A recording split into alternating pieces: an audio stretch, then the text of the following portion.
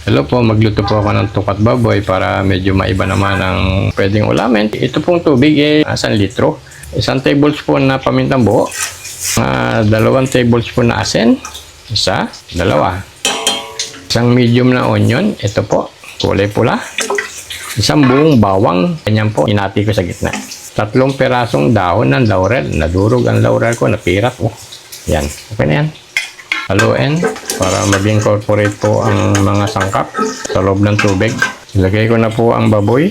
Bali, itong baboy mga 1.2 kilo po. Hiniwa-hiwa ko na po. Ilagay ko na po. Nahugasan ko na po ito ng 4 na beses. Ayan, haluin. Yan. Ngayon, pwede na po sindihan ng kalang. Hindi po pwedeng kumukulo tapos lalagay niyo po yung baboy. Kailangan po ilagay muna ang baboy bago po sindihan ang kalang. Okay, sindihan ko na po ang kalang. Pagkulo po niya, magbilang po ng 30 minutos, tsaka po patayin. Sakto na po ang lambot nun. Dahil kasi po hiwa-hiwa na po yung karne. Ito pong sa kabilang burner, piniprito ko naman po yung 2 bloke na tokwa. Tapos kinubs-cubes ko yung tokwa. Bali po 1 kilo po itong tokwa. Kaya ang total pag ito po ay nagawa bali 2 kilo. Balanse lang po ang paghalo ng tokwa para mag-crispy. Bawat sides medyo brown na. Yung pwede na po yun. Po, mga 20 minutos lang. Naka 30 minutos na po. Check ko lang kung malambot na. Ito po, tuktukan na ng dito. Pag di po lumaban, luto na po pati laman. Tatanggalin ko na po at isisir ko lang ng konti. Patayin ng apoy. Kumuha ng kalahating baso na sabaw. Dagdag sa sauce. Yan, kalahati na po yan. Ito po, tinanggal ko na po sa pinagkuluan. Isisir ko lang po ng kaunti, mga 3 minuto. Ito po yung pinagprituan ko ng tokwa. Kaya may konti pong mantika. Sindihan ng apoy. Initin lang po ng konti. Buhos ko na po ang karne.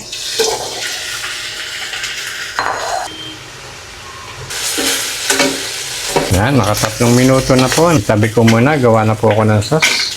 Patay ng apoy. Ilipat sa kabila. 2.5 cups ng suka. 1, 2, 2.5. 1/2 cup na toyo. 1/2 cup. 1/2 cup na sabaw ng baboy.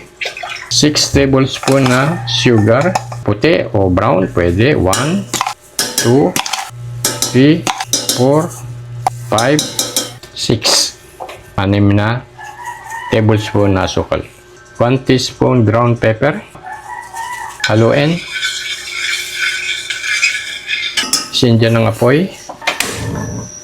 Medium fire lang. I-simmer lang po ito ng 4 na minuto hanggang 5 minuto. Takpan. Buksan ko na. Nakalipas na po ang 4 hanggang 5 minuto. Okay na po yan. Patayin po ang apoy. Okay na po yan. Ilagay ko na po ang 4 na butil na bawang na tinadtad. 1 buong sibuyas na tinadtad din. Ayan na po ang magiging sauce ng tokat baboy. Haluin lang para mag-incorporate po ang lasa. Haluin lang ng mga 30 seconds. Okay na po yan. Baba ko muna. Ito na po yung naiprito kong tokwa. Mabot po ito ng 1 kilo. Ihalo ko na po sa baboy. Itotos ko lang. Yan.